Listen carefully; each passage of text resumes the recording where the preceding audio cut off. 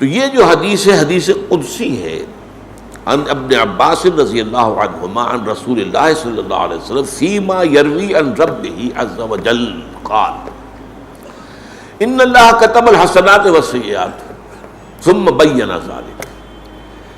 دیکھو اللہ نے نیکیاں اور بدیاں طے کر دی ہیں، یہ کام نیکی کے ہیں، یہ کام بدی کے ہیں، اور ان کو ظاہر بھی کر دیا. وہ حدیث ہم پڑھ چکے ہیں، الحلال بین والحرام بین. حلال بھی بالکل واضح ہے، حرام بھی بالکل واضح ہے. تو اللہ نے واضح کر دیا نیکی کیا ہے، بدی کیا ہے. اب اس کے بعد فرمایا فمن ہم بحسنۃ فلم یعملها کتبہ اللہ عندہ حسنۃ کاملہ.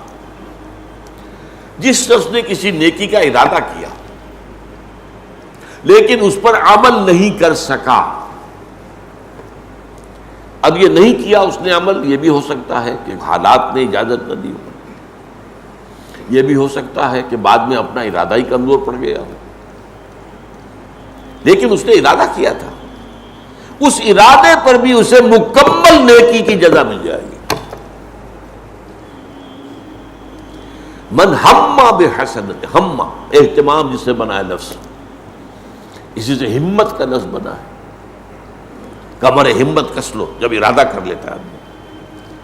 من ہم بحسنۃ، نیکی کا اس نے ارادہ کیا، فلم یعملھا، کیا نہیں یا کر سکا نہیں کسی خارجی موانع کی وجہ سے، ایسے رکاوٹیں آگے نہیں کر سکتا. فرض کیجئے کہ اپنے مال میں سے بڑا صدقہ نکالنا چاہتا تھا لیکن کسی وجہ سے مال پر ڈاکہ پڑ گیا، مال ہی گیا، اب کیسے کرے گا؟ تو یا تو کسی خارجی حادثے یا عوامل کی بنا پر نہیں کر پائے، یا یہ بھی سمجھ لیجئے کہ وہ نیکی کرنے کا وہ جو ارادہ تھا وہی کچھ کمزور پڑ گیا کسی وجہ سے، اندرونی کیفیات کی وجہ سے. لیکن اس نے ارادہ کیا تھا تو اس ارادے پر بھی کتب اللہ عندہ حسنۃ کاملہ، اللہ اپنے پاس اس کو لکھ لے گا ایک مکمل نیکی. فَإِنْ هَمَّ بِهَا فَعَمِلَهَا، اور اگر اس نے ارادہ کیا اور عمل بھی کر لیا، کتب اللہ عندہ، پھر اللہ لکھ لیتا ہے اسے اپنے پاس 10 حسنات، 10 نیکیاں. جو ہم نے حدیث پہ قرآن کی آیت پہلے پڑھی تھی، وَمَنْ جَاءَ بِالْحَسَنَةِ فَلَهُ 10 أَمْثَالِهَا. تو یا تو 10 گنا الی 700 ضعف، یا 700 گنا الی اضعاف کثیرہ، یا اور بھی گنا در گنا در گنا. یہ ہے اللہ کا معاملہ. نیکی کا ارادہ بھی کیا، عمل بھی کیا، کم سے کم 10 گنا، پھر 700 گنا، پھر اس سے بھی جتنا آدمی بڑھا، جتنا اللہ تعالیٰ بڑھا چاہیے. یہ اس کے لیے میں آپ کو ایک اور آیت قرآن کی سنا دیتا ہوں، کیونکہ قرآن اور حدیث جو ہیں وہ ایک ہی سکے کے دو رخ ہیں، ایک ہی تعلیم ہے، ایک جو وحی جلی میں آئی ہے، ایک وحی خفی میں آئی ہے. حدیث جو ہے اکثر و بیشتر وحی خفی پر مبنی ہے. یہ آیت سورہ بقرہ کی ہے.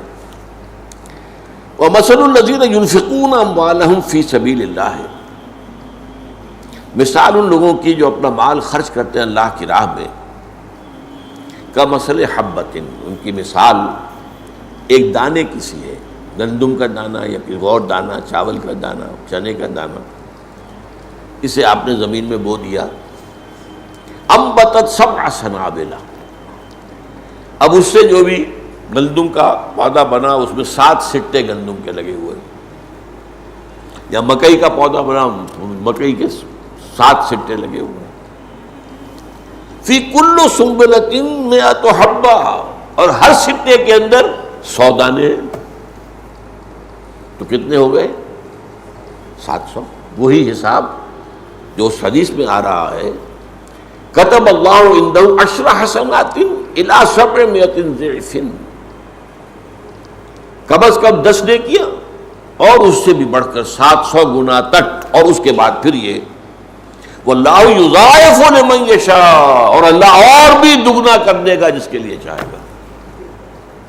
وہ یہاں پر آیا الی اضعاف کثیرۃ، 10 گنا، 700 گنا، اور اس کے کئی مرتبہ اس کا اور دگنے سے دگنا، دگنے سے چوگنا. وَإِنْ هَمَّ بِسَيِّئَةٍ، فلم يعملها، اور اگر کسی نے کسی برائی کا ارادہ کیا پھر عمل نہیں کیا، کتبہ اللہ عنہ حسنۃ کاملہ، تو اللہ تعالی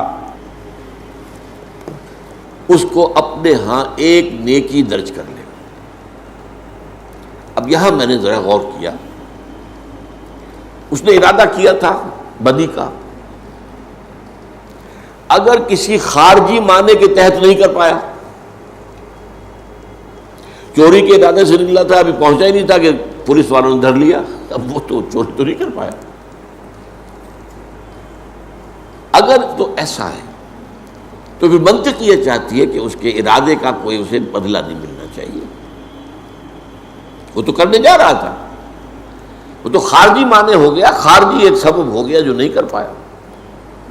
اور ایک یہ ہو سکتا ہے جو میں نے پہلے کہا کہ اس کے بدی کا ارادہ ہی کچھ اپنی باطنی ہی کیفیت کے اندر کوئی ضمیر کی خلش، کوئی وہ جاگ گئی اور وہ باز آ گئی، تو اب تو لازماً اس کا حق ہے کہ اس کو نیکی کا درجہ جو ہے لکھ